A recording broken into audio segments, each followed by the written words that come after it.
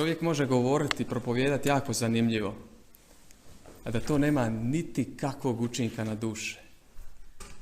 Mogu te svi slušati, da se ne čuje muva u zraku i reći kako je bilo dobro, a da nema niti kakvog učinka na dušu. Ako riječ ne prati milost Božja, sve je uzalud, sve je džaba. Zato je najgore kada se nešto radi u Božje ime, imati cilj i težnju sebe malo promovirati, sebe istaknuti. To je najgore, za svećenika pogotovo.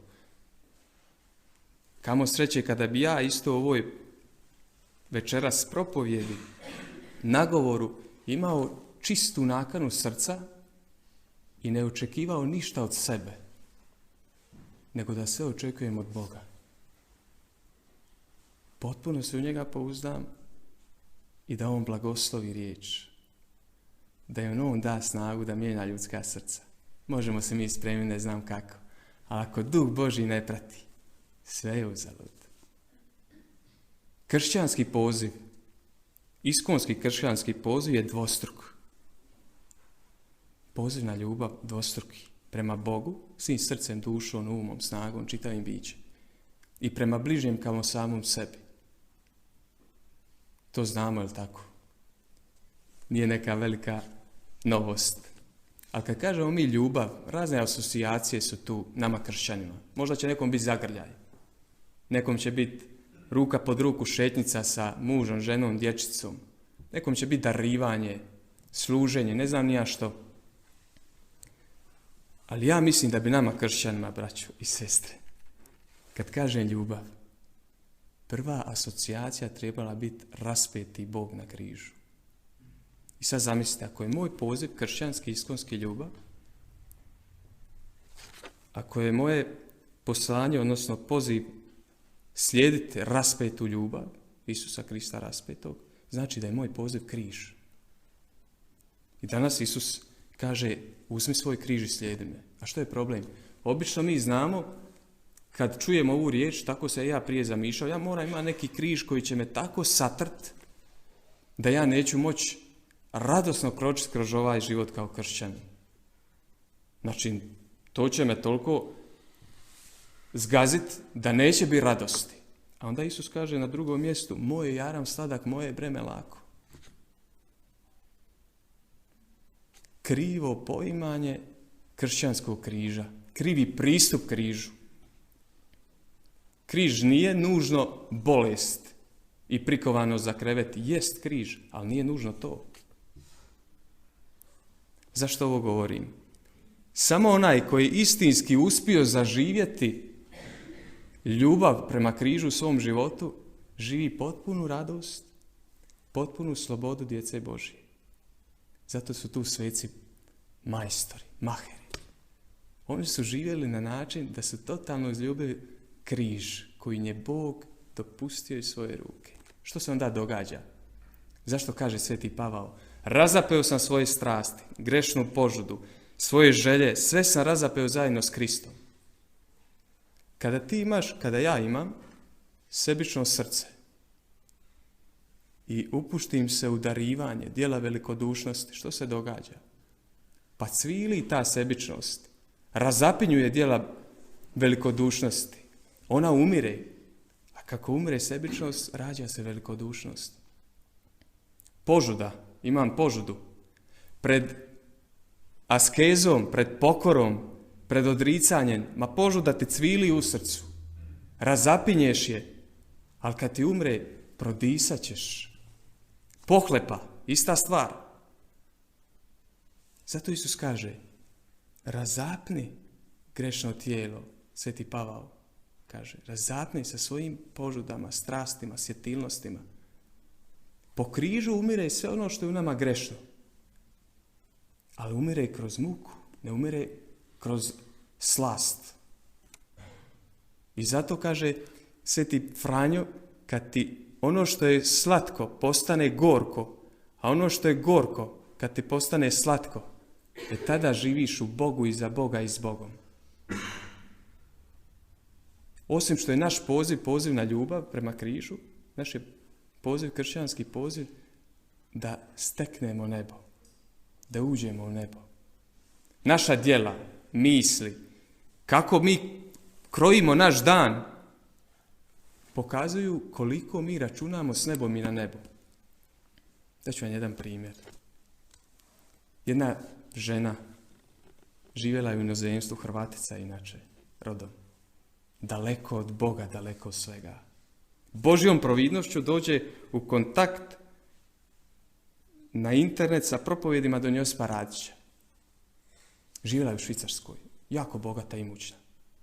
Ona je ušla u jednu krizu egzistencijalnu, tjeskobu, muku, besmisao života. I posluša jednu propovjed i kaže ona, ovo je istina. Ja se moram promijeniti, ja moram svoj život Bogu darovati. Iz tjedna u tjedan sluša propovjedi. Njoj se život toliko promijenio, zamislite što je učinila, oduševljena, zahvalna. Uzme avionsku kartu iz Švicarske u Dalmaciju, gdje je bio don Josip na župu, da mu zahvali što je Bog po njemu promijenio njezin život. Nije prošlo nekoliko mjeseci. Teška dijagnoza. Galopirajući rak. Doktori ništa ne mogu. Digli ruke. Nema pomoći. Ulazi u bolnicu, kad se stanje skroz bilo gotovo, ulazi u bolnicu samo da se smanji ta bol. I govori na svom mužu. Ja se i ti vrlo vjerovatno više nećemo vidjeti na zemlji. Vidjet ćemo se u nebu.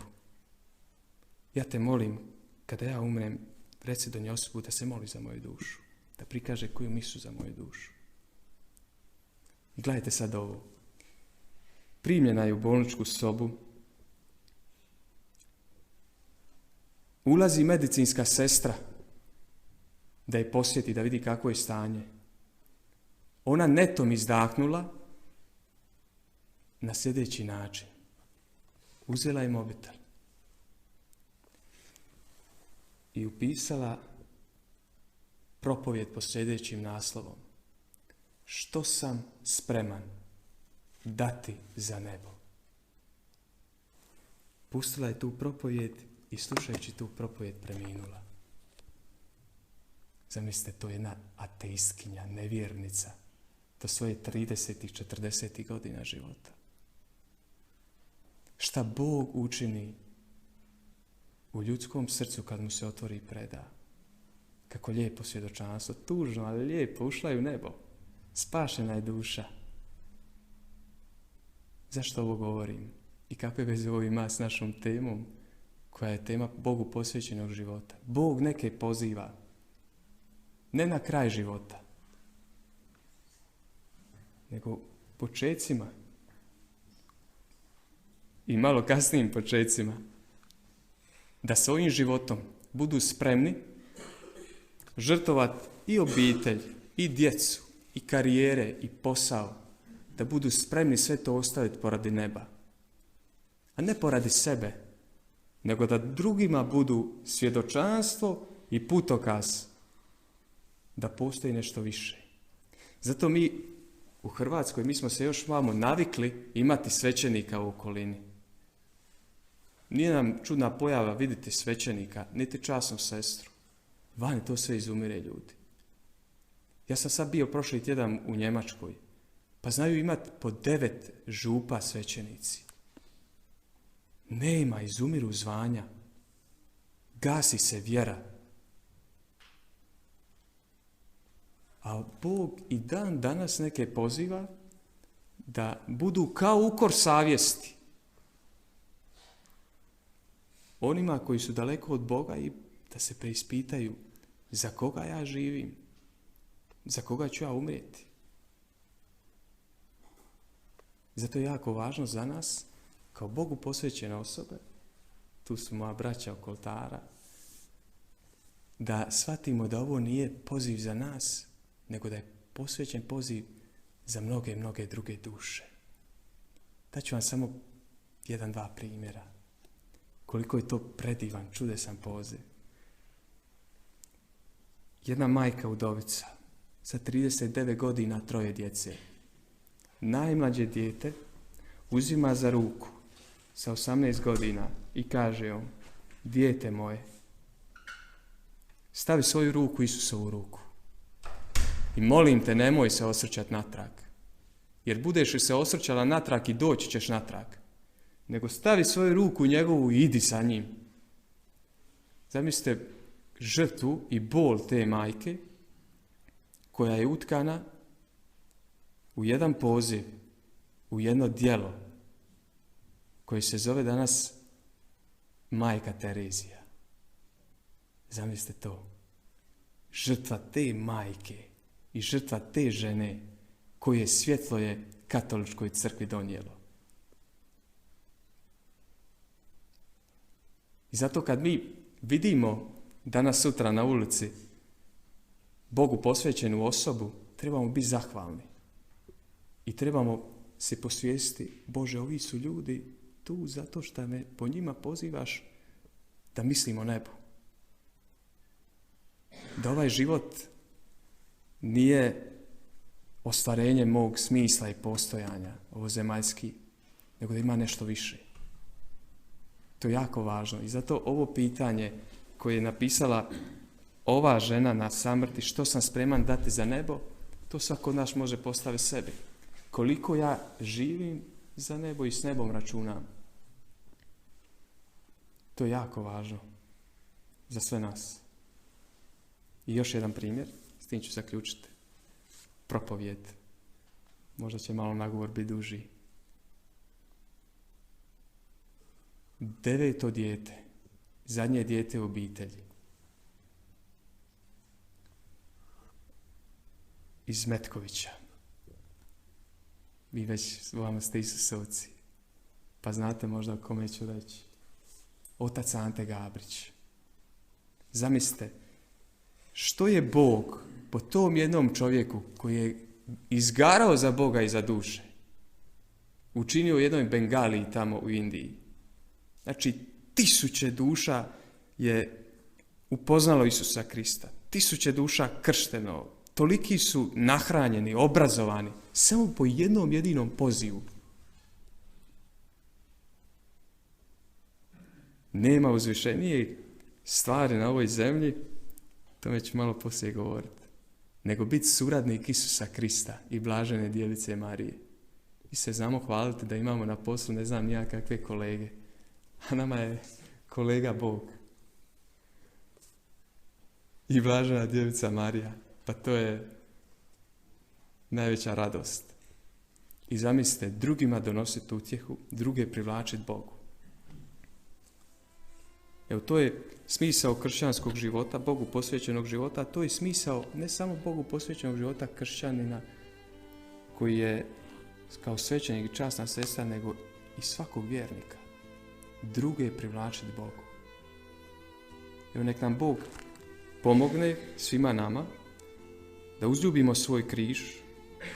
Tada se u nama rađa sloboda, radost djece Božje i tada živimo za Boga i za duše. Tako neka bude. Amen.